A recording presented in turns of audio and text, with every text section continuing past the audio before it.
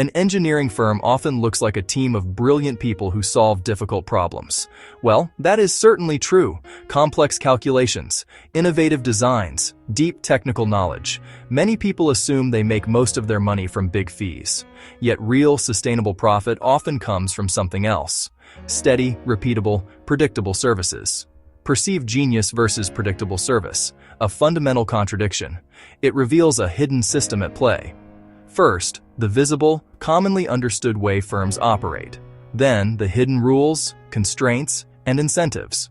Finally, the system-wide effects almost nobody sees coming. By the end, the source of financial stability will be clearer. The story isn't just technical skill, it's managing risk, time, and resources. When most people think about how an engineering firm makes money, they picture a straightforward, project-centered process. The surface-level model. Client, government agency. Client, private company. Client identifies a need. Need example, a new bridge. Need example, a water treatment plant. Need example, design for a consumer electronic device. The firm prepares a proposal and bids.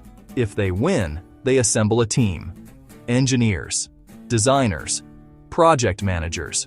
The firm is paid for its expertise and for employee hours, time and materials, or fixed price, one lump sum. Revenue pays salaries, rent, tools. What is left over is profit. Beneath bids and meetings lies a fundamental constraint. Capacity. Engineering work is not a commodity. It requires people with highly specific, often rare skills, and in some domains, deep knowledge of regulatory standards. These specialists are expensive, difficult to find, and take a long time to train. A firm can only employ a finite number at any time. This constraint forces difficult choices when large, complex projects appear. Hire fast, subcontract, or decline. Hiring is slow and costly. Subcontracting cuts control and margin. Declining means lost revenue. Firms bias toward work that fits their existing team. Specialization improves efficiency and profit.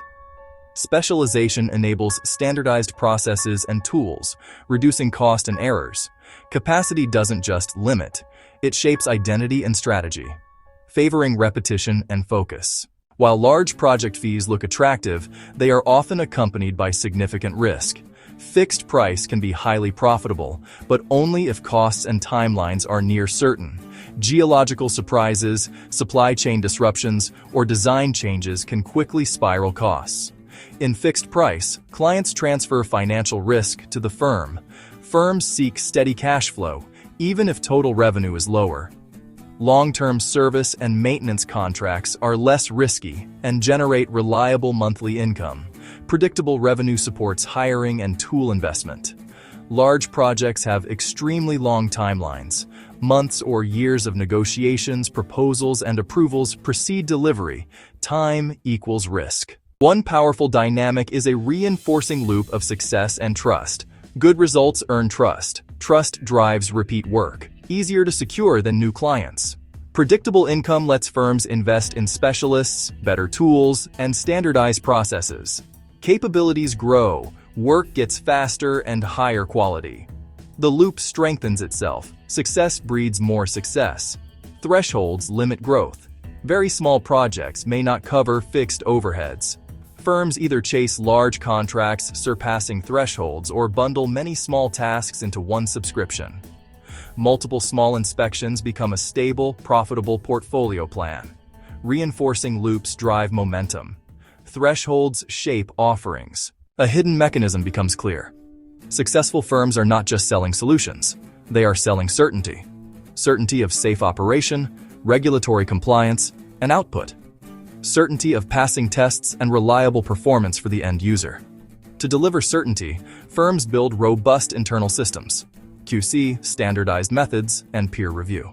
Simulation finds problems early. Proven components are reused. These systems enable credible promises, performance guarantees, and SLAs. The model shifts from one-off hours to recurring payments for guaranteed outcomes. The firm builds a machine for reliable outcomes, then sells certainty as a service. Uptime, compliance, access to markets. The pressures of risk, capacity, and certainty drive different strategies. Small firms avoid massive fixed-price risk and specialize in niches with high margins. Large firms spread risk across portfolios, regions, and industries.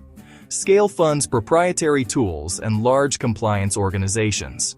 They bid the most complex projects and acquire specialists for new capabilities. Hourly ensures compensation but little client certainty. Fixed price shifts risk to the firm, rewarding tight execution. Value-based shares in created value. Codes, safety, licensing add time and cost, but become barriers to entry. Strong compliance becomes an advantage clients will pay for.